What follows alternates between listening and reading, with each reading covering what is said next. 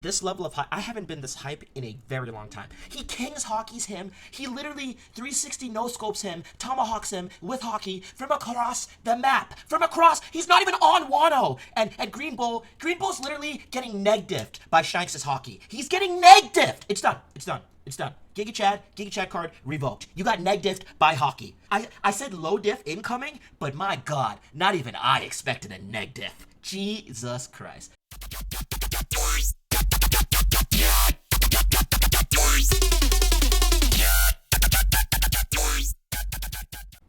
What is going on, people? It is your boy Astro, aka the Galaxy Shogun, coming to you here today with a little review slash recap of chapter 1055. Now, this channel isn't necessarily for reviews. Occasionally you'll get a recap when, there's some agenda-serving things like we got this chapter.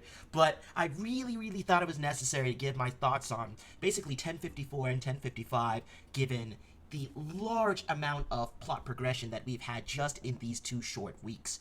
If you have not already hit that subscribe button, please do. Once again, thank you to everybody who has subscribed over the past week and a half, or I guess 2 weeks, when I, started this fresh channel. I've seen some good results, and yeah, I've been promoting the video, and hopefully it's getting to fellow One Piece fans that will enjoy the content that I will bring you in the future. So, if you want more One Piece content and more anime rants, possibly even some unhinged stuff, go ahead and hit that sub button. Leave me a comment if you're enjoying my content so far, or if there are any videos that you'd like to see. Since it's a small group of us right now, there's a good chance I see your comment and I put out a video. So go ahead and do that if you haven't already. But back to the chapter, 1055. Holy crap. I'm going to try to run through this really quickly.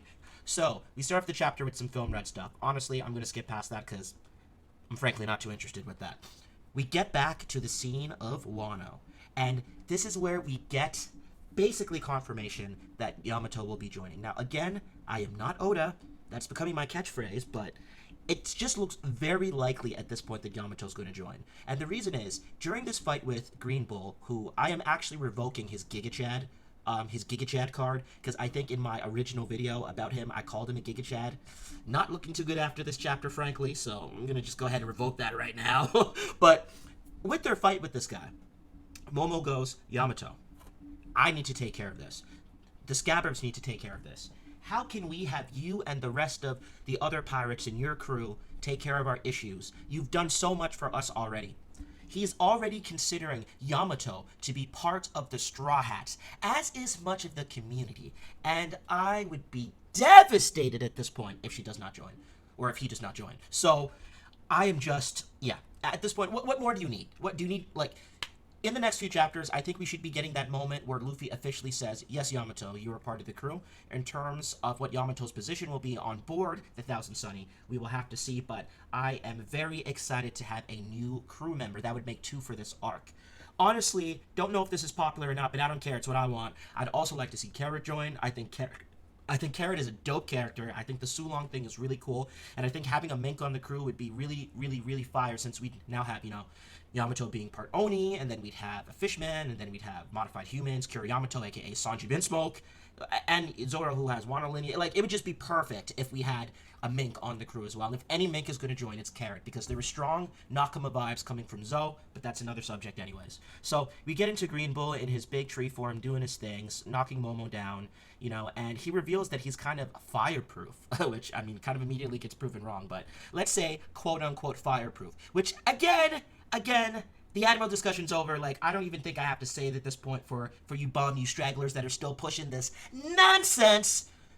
Sabo is a fire user, and he's supposed to be fireproof, and yet he still prevailed. So we're gonna have to see, but conversation's over.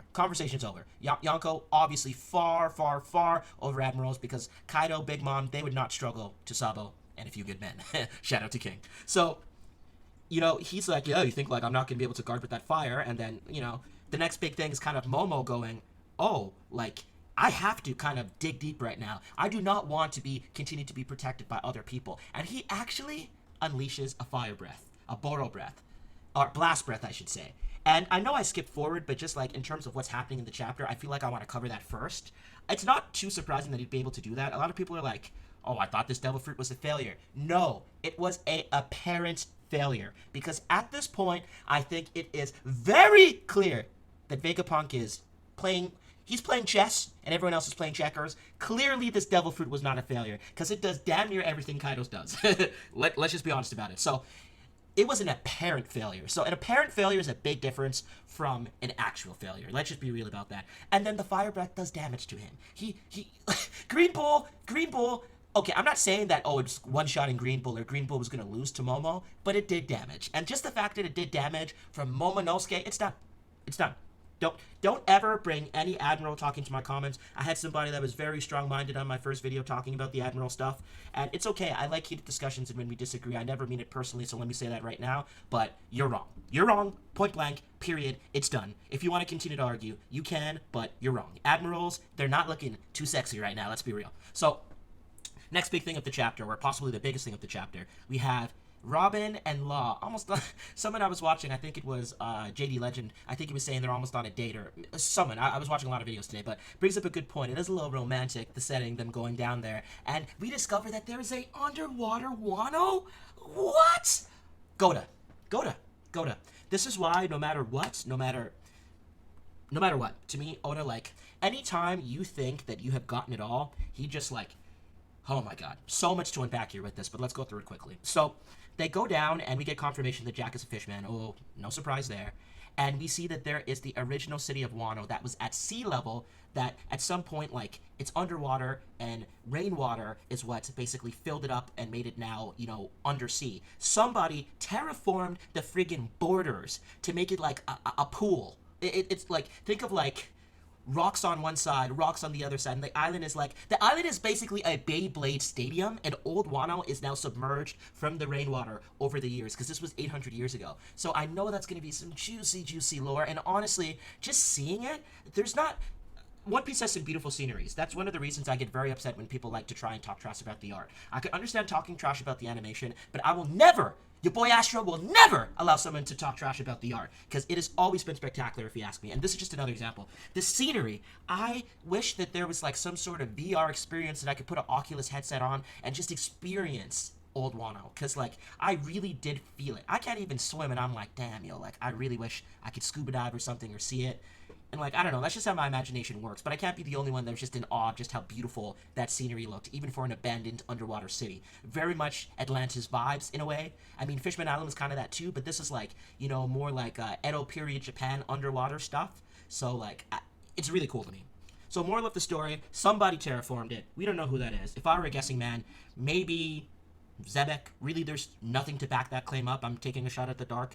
Maybe someone with Pika's power previously, or someone that has a similar fruit that allows people to control the earth and terraform things. Who knows? I also heard some people saying, like, maybe that was, like, Emu's doing. Like, maybe he was the person that had that power, or still has that power to, like, terraform things. One theory that actually comes to mind for me as well is that it could have been, like, you know, the original user of the Sun God Nika fruit, or you know, Joy Boy himself, right? Maybe he used, you know, the powers, the awakening, to just terraform the earth. We saw Luffy do something similar when he was blocking Kaido's blast breath, so it's not too far out there, I think.